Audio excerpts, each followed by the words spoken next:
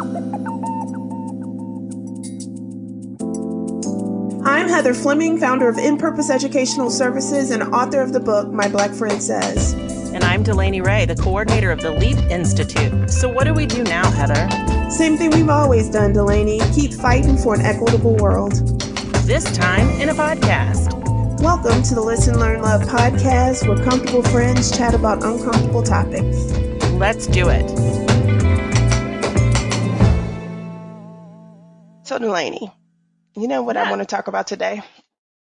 What do you want to talk about today, Heather? I want to talk about today the fact that right now we are in the middle of a global pandemic. Yes, we are. We have lost over 260,000 people to the coronavirus, and that includes a friend of mine named Cece, and 9 members of her family got it early on in the pandemic. 9 members of her family got it. She passed away. Her father passed away, and then her first cousin. And it was devastating. It was devastating for the people in Alabama that my sister has, made family. It was just devastating for everyone. Very close-knit family. And so, very early on, I was like, we've got to take this seriously. We can't lose anyone else like Cece. Right. And yet now we find ourselves in the middle of, like, I was online the other day, and here in St. Louis, there's this really big thing about restaurants being shut down and everything. And so we have public health officials and public officials that are trying to make these decisions that will save more lives. And we have people that are just like, if they die, they die. And I don't understand that. I don't understand from the perspective of, just other people. Why would you be okay? How would you feel if it were your family members? But there are just a lot of people that feel that their personal freedom outweighs the greater need for public health and safety. And I just don't understand that. And so kind of the conclusion is that we have a problem right now in our society. I don't know if it was, it just has we've probably always had it, and it just took different forms, but we're just really seeing it through this coronavirus. We have a problem as a society with our ability to really empathize with others. Yeah, we really do. I do see it a lot with coronavirus and people who are unwilling to wear masks, wear them correctly, stay home, do takeout. I see exactly what you're talking about. And it's shocking to think somebody can't understand that your friend was someone's daughter, maybe someone's mother, someone's sister, just like these people have daughters and sisters and mothers and uncles and fathers that could be susceptible to this coronavirus. Yeah. I just don't get it. And I think that we probably will find it. We find it in a lot of situations. Like, you never enter the comment section on anything.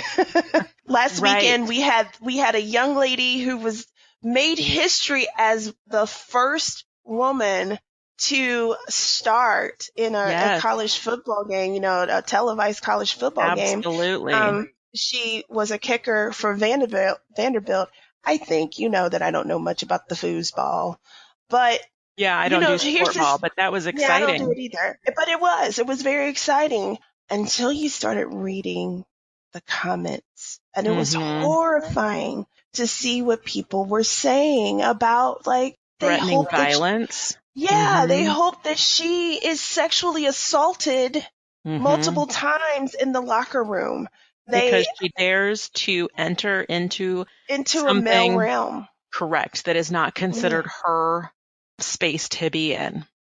I don't. Well, I'll tell you another place where I see this lack of empathy, and that is when we look at the recent and some not so recent killings of unarmed Black people. The subsequent actions of others who are speaking out, who are so upset, who are just crying to be heard. I personally have been very surprised at some of the posts, I've seen people that I consider to be kind and loving people, but who will post publicly how angry they are and how upset they are at looting or when property is damaged during some of these protests, and will speak out and make public statements about how much they condemn any property damage that happens, yet have not spoken out about the deaths that have prompted these protests in the first place. And this isn't a new thing. These killings of unarmed Black people isn't new. And what I find really shocking about it is, for me, it doesn't take much thought at all to think about how I would feel if my daughter was sleeping in her bed and was gunned down by people that are trained to protect us, that are trained to keep the peace. Exactly. And then here's the thing is, I've never heard anybody say more property damage, more looting. Like, that's not something that I hear anybody speaking out in favor of. So I guess I'm shocked to hear people who think it's so worth their effort to condemn it, but they're not taking action or speaking up or condemning these deaths. And if that was their child that was pulled over for a headlight out, and then the police officer found something scary or interesting and shot their child in the street, they would burn the city down. Right. Exactly. And it's so much, because in the end, one of the things that we have to always remember in America is that the rights that these same people enjoy, that they are, that they enjoy as their privilege or whatever, we obtain those rights by violence, looting, and rioting. What was the Boston Tea Party? Correct. Yeah. And even when it comes to women's suffrage and suffrage, it was getting not the right to vote. And that was only 100 years ago. And there was protesting, there were arrests, there were, acting out in ways that were considered absolutely unacceptable, embarrassing. When we look at the labor movement, that was one thing. I saw this great post by a gentleman, and he's like, look, I'm a 53-year-old white guy. I think that's how old he said he was. But, I'm this white guy. I'm totally pro-union. And because I'm totally pro-union, I have to be pro-Black Lives Matter. Yes. And he went on to explain that he can't concentrate on any of the actions of a few, because that's another thing to really stress, the actions of a few. And sometimes not even people who are actually invested in or there because of the movement, but are agitators or are just using this as an excuse to play out their vigilante fantasies. Absolutely. Absolutely. And so, but this gentleman just brings up the point that, how can I condemn a movement that's using the same playbook, or that might have some of the same elements of a movement that I wholeheartedly supported? Because if we look back at how unions and the labor movement went down, guess what? There was a lot of rioting. There was a lot of protesting. There was a lot of things going on. And so that's the other part that I sometimes struggle with, is how is it that you can sit and applaud these actions, but you can't applaud other actions? And so that brings me, because of course, as I started thinking about this subject, did a little research. Okay. And so let me tell you what I learned. First thing is that this phenomenon is what's called the empathy gap. I like that. The empathy gap. The empathy gap. And basically it's when people fail to understand different perspectives. There's actually an article titled The Empathy Gap: Why People Fail to Understand Different Perspectives. And they define it as when people are in a certain mental state, so they're happy or angry or whatever, and as a result, they struggle to understand the perspective or predict the actions of someone who is in a different mental state. Whether that person is their future self or if that person is someone else. And so that's pretty much it. Like, we look at this, hey, we're in a good space. We like what's going on in our society. We don't understand why you're upset. Right. And I've heard that before. I've heard from people that it's like, here are the things that concern me. And this woman came onto one of my posts on Facebook and was like, what's wrong with you people now? Of course, you people meaning you Black people. That was a whole nother topic. But it just is one of those things where because she has a different perspective, she cannot understand our perspective. And so we see that in a lot of different situations. I came across an article that gave some great examples. Like, for instance, we see in our society, they did surveys, and I wish I would have saved that article, but they did surveys and they found that white communities were 52 times more likely to keep opioids fully stocked than Black communities were. And that is because of the fact that, honestly, there are even healthcare professionals that believe that Black people feel less pain or feel pain differently than white people. That is a sign of the empathy gap. And so I came across another really great article that talked about it. It's called The Brain's Empathy Gap. And basically, neuroscientists have been using an MRI, a specialized type of MRI, to map the brain's pathways during certain things. And so they've been mapping, like, what is the pathway that the brain uses when something, when it needs to activate empathy. Well, in particular, this was really interesting to me. There is a cognitive neuroscientist at MIT named Dr. Emile Bruno.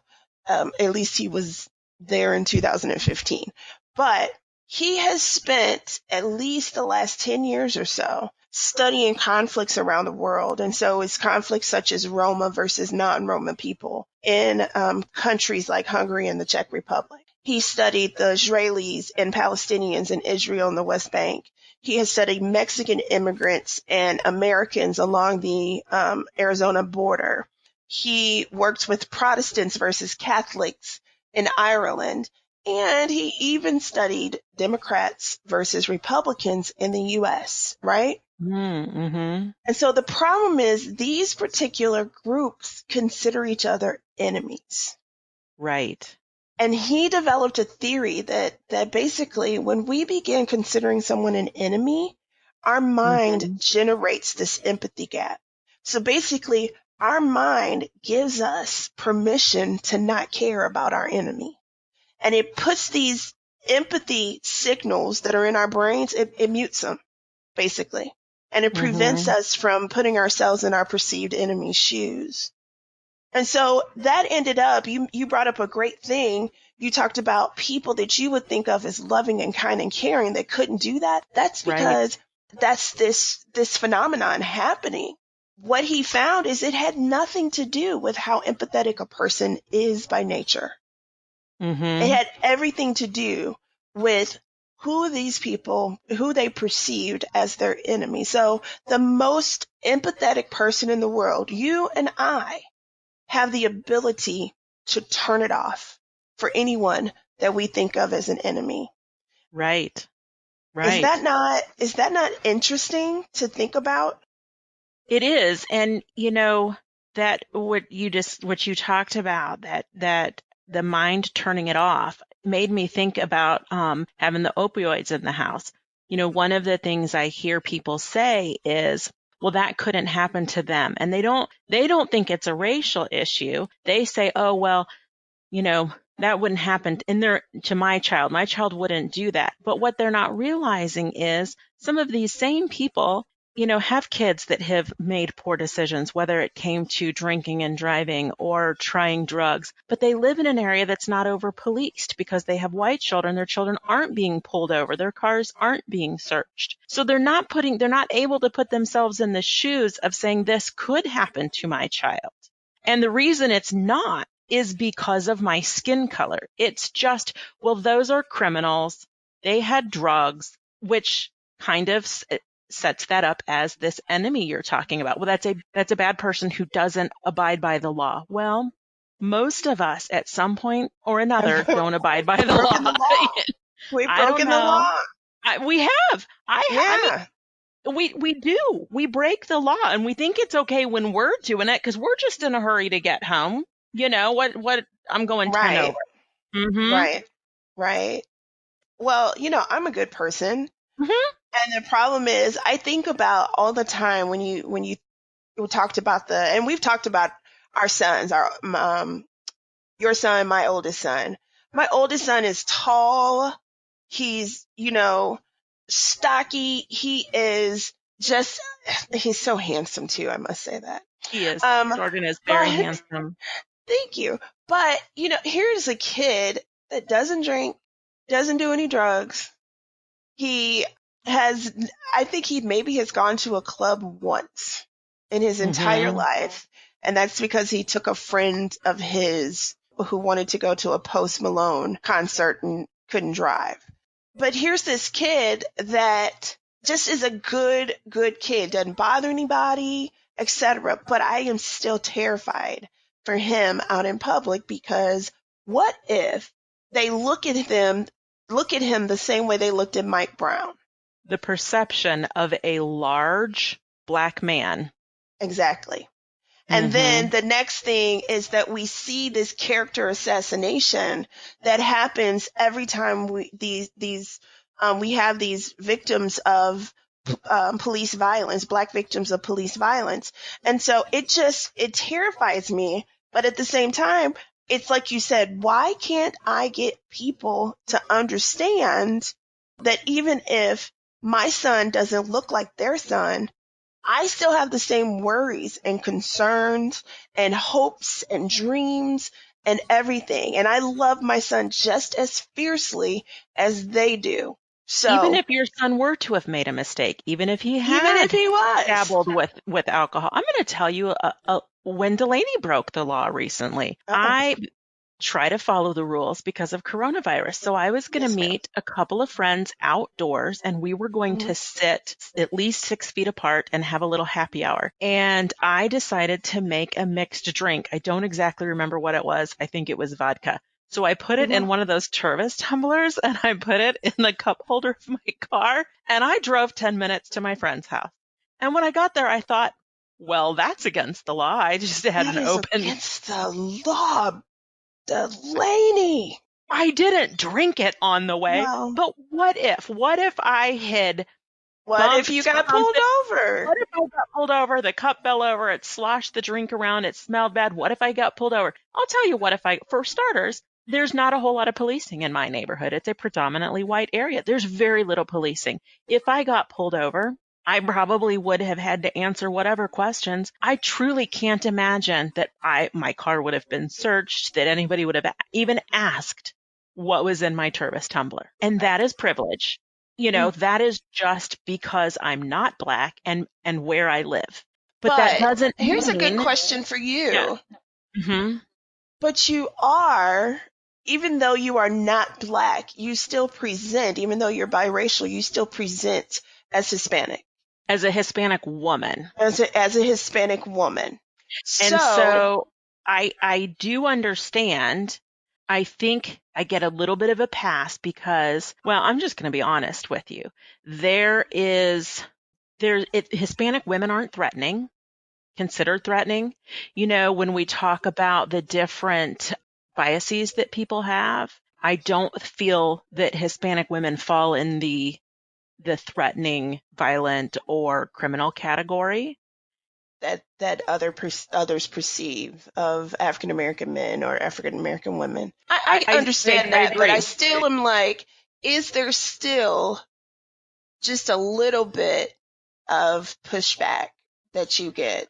I worry more about my son. So I'm biracial. My husband, my father's very white. My husband's very white. But my son, he inherited his hair straight from my mother. He has jet black hair. It's textured beautiful. And it's curly and it's down past his shoulders. And he also, like your son, is a big guy. And I worry a little more about him because I feel like his appearance of otherness is enough to raise more suspicion being a young man. And maybe I'm being naive that I don't worry so much about myself. That doesn't mean I necessarily think that I'm getting the same privilege that I would if I presented as white. Mm-hmm. But I don't get the impression that I am perceived in a way that is at risk of being seen as criminal or intimidating. I understand. So, what are we going to do about this, Delaney? What are we going to do? Yeah, we need to solve this problem within this podcast. I fully expect us to have this sorted out. I do too. I'm going to lick the seal on this envelope and mail it. So you tell me, Heather, what are we going to do? Here's the first thing that I found out. Yes, tell me. Is that if we're going to close the empathy gap, it is not going to be about teaching people to be nicer to one another.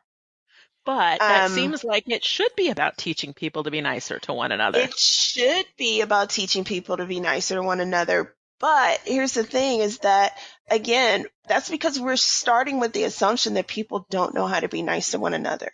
That's not the problem. And these are nice people. These are nice people. These are people that perceive themselves as nice people. And so, empathetic people.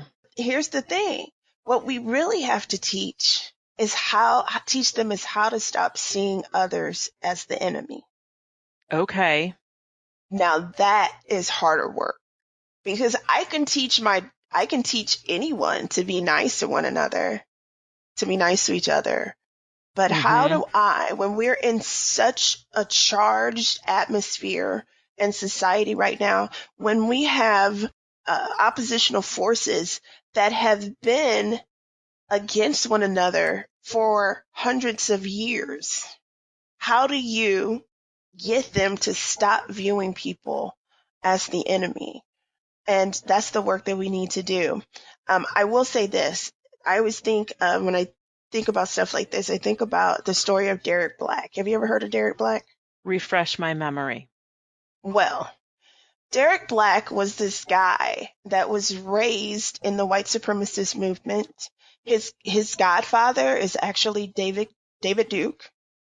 His father is a big star in the white supremacist movement. He runs a radio station show type thing down in Florida that is basically for the white nationalist movement.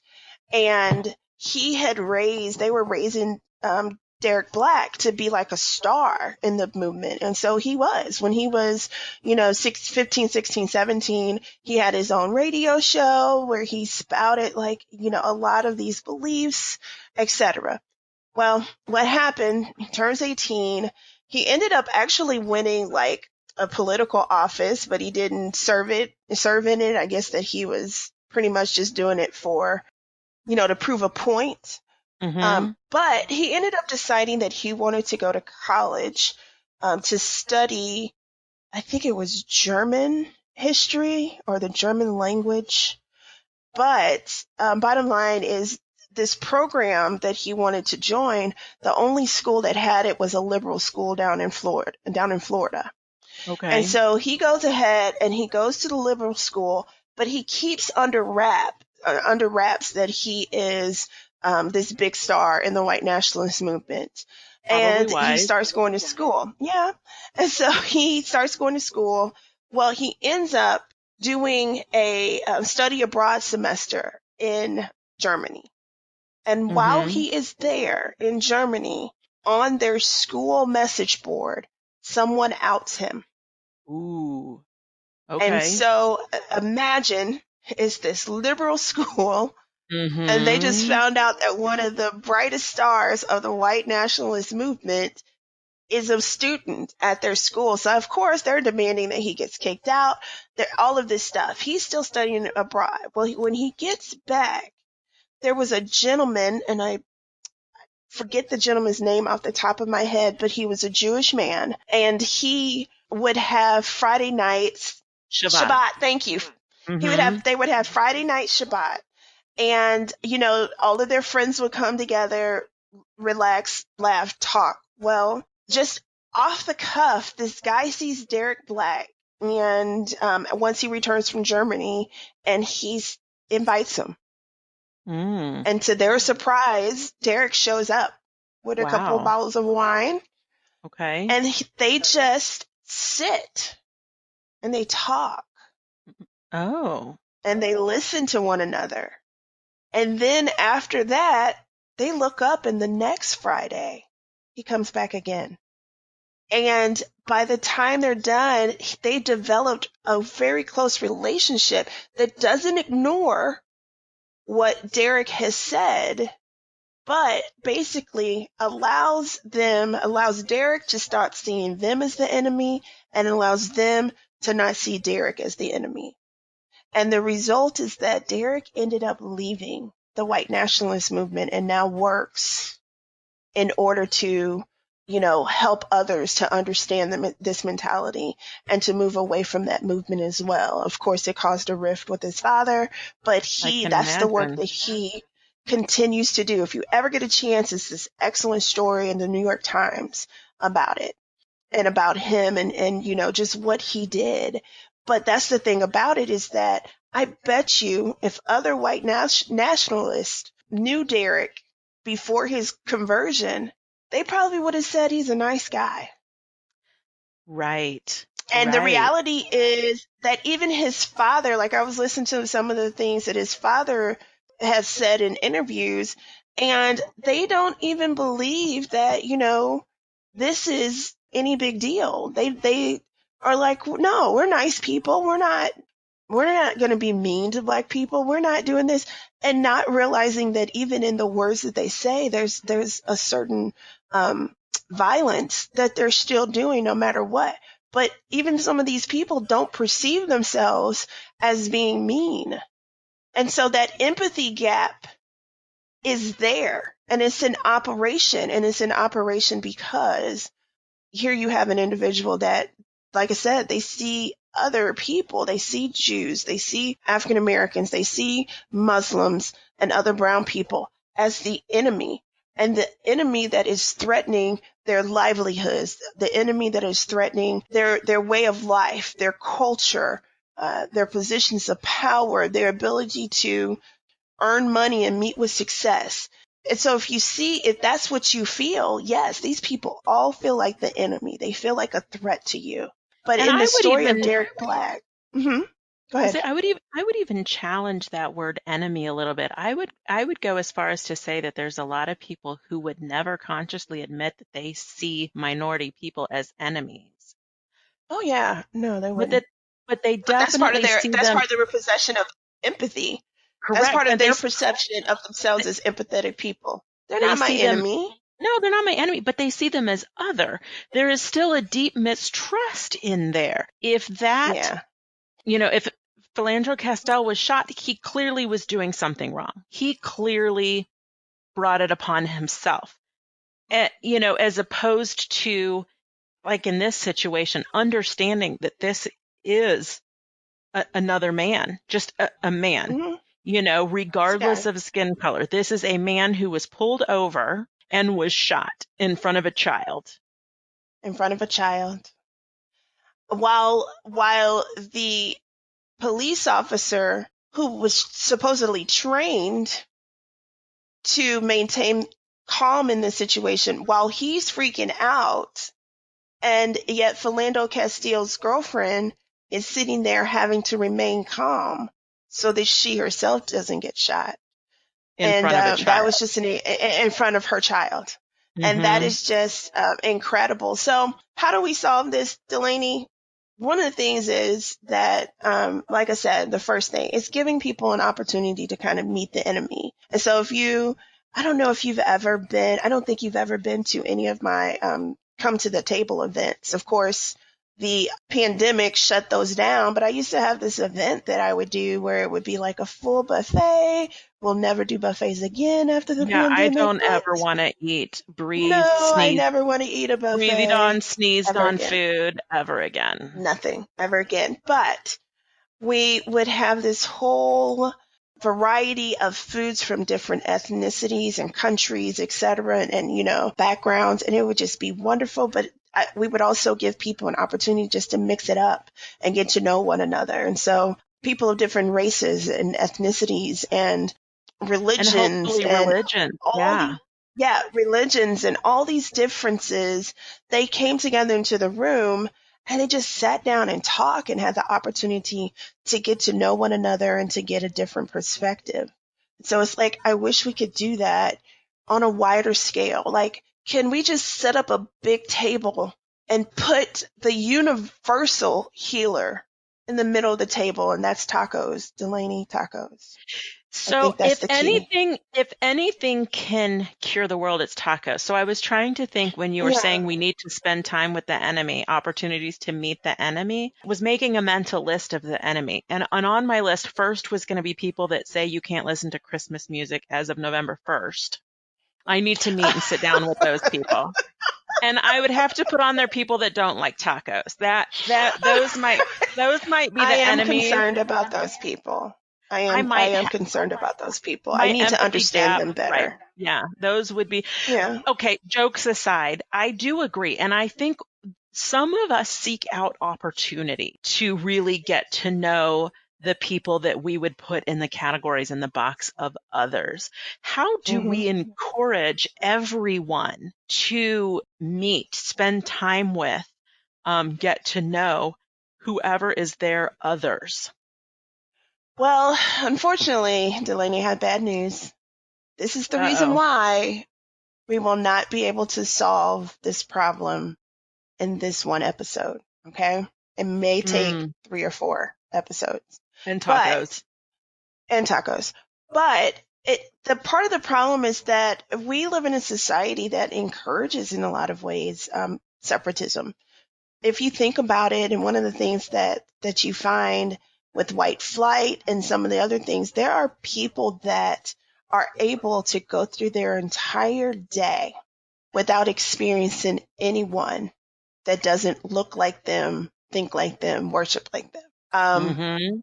Like, you think about some of the communities that even some of our friends live in, or the community that you live in. The community that I live in, absolutely. Where, you have a person that can go for a jog in their neighborhood, not see another person of color. They can then come home, take a shower, get ready, go to work, go to a job where everyone else still looks like them. Then they can leave a job, stop by the pharmacy, stop by the grocery store, stop by, their kids' soccer practice to pick them up, whatever it is, and still never have any in-depth interactions with people that look differently, worship differently, think differently than they do. And so that ends up being a problem, because if those people are comfortable, they don't want to then be placed in a situation that's uncomfortable. And as you know, from my 6 agreements for productive conversations about race, one of the big ones is get comfortable with being uncomfortable. This stuff is hard. All of this. It's hard. And mistakes get made. Exactly. And so if you have a person that is comfortable in their environment and they have no need whatsoever to make any type of substantive changes, then they're not. And it is going to be hard to get those people. So what we try to do, within Purpose, is that we get the people that we can, and then we give them all of the tools and skills that they need, so then now they can go and get the people that we can't get. They can go and pull in and talk to and start working on that auntie that has always lived a very homogenous experience, or the uncle, the cousin, whoever it may be, that has always, because they can appeal to their empathy in a way that, because we might be seen as other in a way that maybe we wouldn't be able to. So we have to do that work of having them getting to know one another, but you also can do the work by helping people make empathetic connections with their own memories. And that's a good one. That requires a lot of work And it also requires you knowing the person, because one of the things that if I know a person, I can say, well, you know what? Do you remember that time we were in the store and this, and this happened? Take what you felt at that moment and think about the fact that this might be how this person is feeling, because I know that person. And so that ends up being one of those strategies that is truly person to person. And what we're ultimately trying to do, to put it bigger picture, we change hearts and minds, but we change hearts and minds for the purpose of enlisting help to change systems. The ultimate thing that we need to do is to change systems, because that's the other thing that is going to help with the empathy gap. When we get to a point where our systems don't automatically create sides, then we will, because there's no reason that police and Black citizens should feel that they're on two different sides. You're right. And there's no reason that people should feel like if they wear a mask in public, they're making a political statement or they're choosing a side. It should simply be they are making the conscientious choice to protect the people around them and themselves. Yep. Yeah. So, hey, Heather, are you sure? Are you sure we didn't solve all of the problems? Let's do this. Let's check back with a few people and see if they still have problems with empathy when we get done. Okay. All right. It felt pretty good to me. You're my favorite. No, you're my favorite. Well, I love this chat. It was good talking to you, and I'll talk to you next time. Sounds great. Thanks for listening to this episode. You can support us on Patreon by looking for the Listen, Learn, Love podcast, or follow us on Facebook and Instagram at InPurposeES. That is INPurposeES. You can also follow us on Twitter at InPurposeEA, or visit our website at www.inpurposeea.com. Heather, this was great. Do you want to do it again next week? I sure do, Delaney. Awesome. Talk to you then. Bye.